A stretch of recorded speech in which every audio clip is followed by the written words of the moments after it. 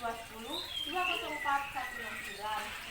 Pada praktikum yang berjudul bidang miring ini memiliki beberapa tujuan. Yang pertama, untuk mengetahui prinsip kerja dari bidang miring. Yang kedua, menentukan keuntungan mekanis dari bidang miring. Yang ketiga, menjelaskan mengenai keuntungan dan kerugian dari bidang miring. Dan yang terakhir, untuk mengetahui faktor-faktor apa saja yang mempengaruhi usaha pada bidang miring. Alat dan bahan yang diperlukan pada praktikum kali ini, yang pertama timbangan.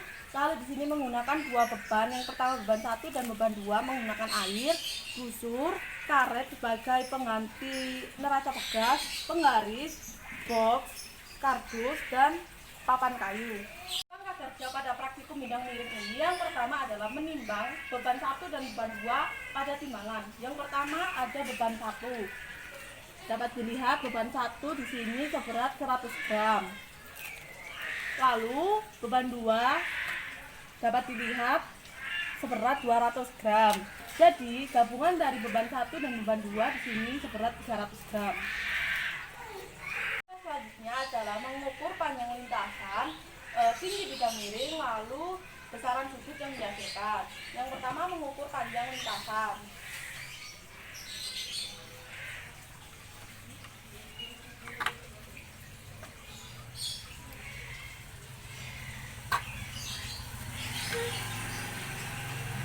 Setelah kita mengukur panjang lintasan, kita dapat menuliskannya pada tabel hasil pengamatan. Setelah kita mengukur panjang lintasan, di sini kita memiliki 3 macam tinggi yang berbeda. Yang pertama, ini seperti ini tinggi yang pertama, lalu ini tinggi yang kedua, dan yang terakhir tinggi yang ketiga. Lalu setelah kita mengetahui terdapat 3 macam tinggi, langkah selanjutnya adalah mengukur tinggi dari bidang miring. Kita posisikan seperti ini pada tinggi pertama seperti ini. Lalu kita mengukur besar sudut menggunakan busur derajat.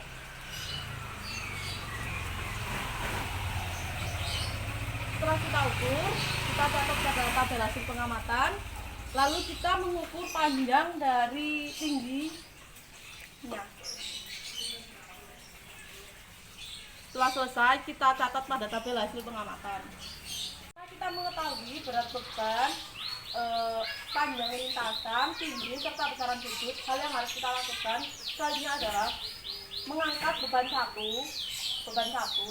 menggunakan tanpa bidang miring terlebih dahulu.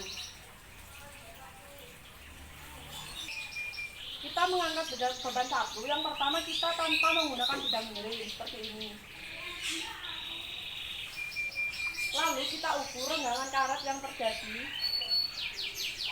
saat tanpa melewati bidang miring.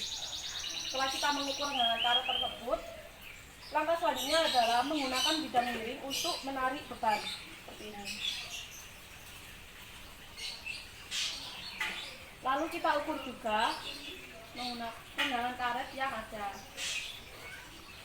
Setelah kita menggunakan satu beban, langkah selanjutnya adalah kita menambahkan dengan beban 2, jadi berat totalnya sebesar 300 gram.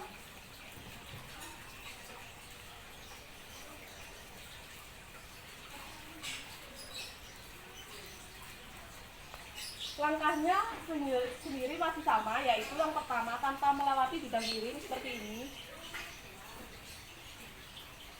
Lalu kita lihat renggangan karet yang ada dan kita ukur, lalu kita catat pada tabel hasil pengamatan. Lalu yang kedua, melewati bidang miring.